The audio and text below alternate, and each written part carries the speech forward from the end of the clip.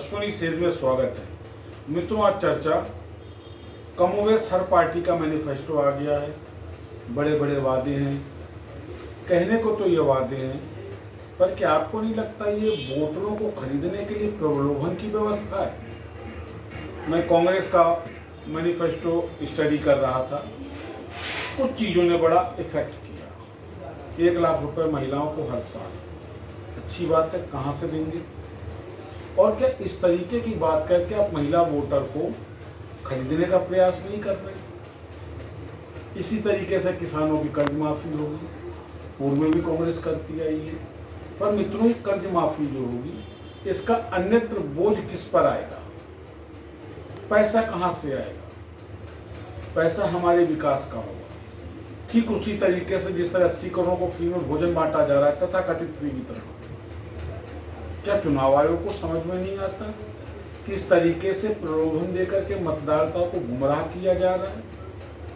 कई ऐसी हैं, एक एक मैनिफेस्टो पे चर्चा करूंगा, पर आज कांग्रेस के मैनिफेस्टो पे चर्चा केवल 2-3 बातों पर, जिसमें सबसे प्रमुख है 1 लाख रुपए महिलाओं को। महिला सशक्तिकरण 1 लाख रुपए से नहीं होगा। महिला सशक्तिकरण तब होगा जब महिला आत्मनिर्भर होगी, महिला स्किल्ड होगी, महिला का सम्मान होगा, ना कि मणिपुर या संदेश खाली जैसी घटनाओं की पुनरावृत्ति।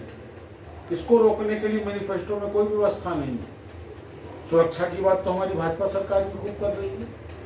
मैं आज देख रहा था, अंजना ओम कश्यप बिजनौर में थी, लड़कियां सब, हम अपने को बड़ा सेफ फील कर रहे हैं।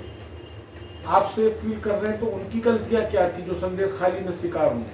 उनकी गलतियां क्या थी जो मणिपुर में शिकार हुई? उसकी लड़की की गलती क्या थी जो हाथरस में शिकार हुई? महिला ऐसे सशक्त नहीं होगी। महिला तब सशक्त होगी जब उसके अंदर एक सुरक्षा का भाव आएगा, जब वो अपने को आत्मनिर्भर महसूस करेगी। 1 लाख रुपए की भीख से नहीं होगी। जब सेल्फ डिपेंडेंट होगी, जब स्किल्ड होगी, जब पढ़ी लिखी होगी, जब फीलिंग ऑफ सिक्योरिटी उसके अंदर होगी, सामाजिक, आर्थिक, मानसिक, शारीरिक।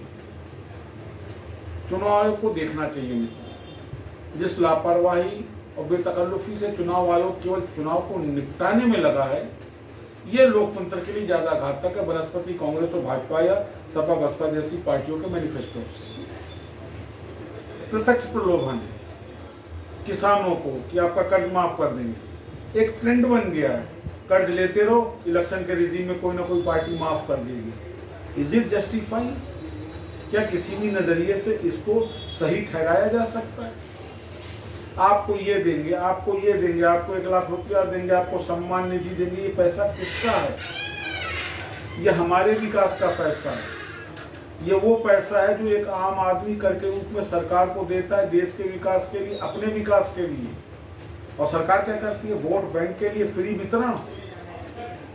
80 करोड़ को खाना मिल रहा है, अनवरत मिलता रहेगा। जबकि हम आप सब जानते हैं, सरकार भी जानती है कि उस 80 करोड़ खाने में 40 से 45 करोड़ का खाना वो आज भी घपले का शिकार है।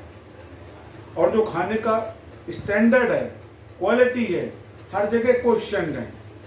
आज भी मैं देख रहा था, यूपी के 3 जगह की न्यूज़ें थी, न्यूज़ ग्रुप्स में वायरल हो रही थी कि कोटेदार मजबूर कर रहे हैं राशन लेने वाले को कि आप हमसे डिटर्जेंट खरीदिए, टिकिया खरीदिए, ये खरीदिए, वो खरीदिए।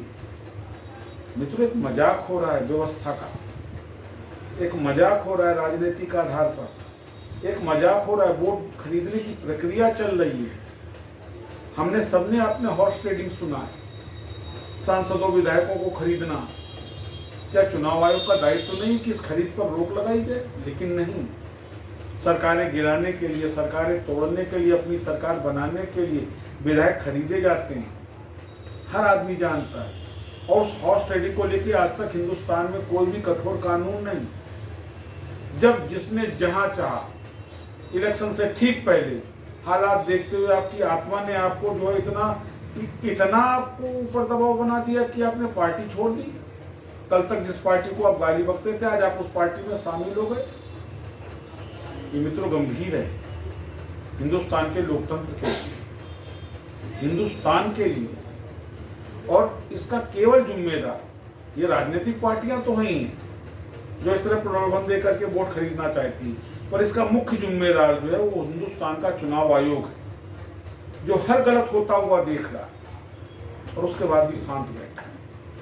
क्योंकि चुनाव आयोग के अधिकारियों का केवल एक काम है, अपनी तनख्वाह दो, शासन सत्ता की गुलामी करो और किसी तरह चुनाव निपटा दो।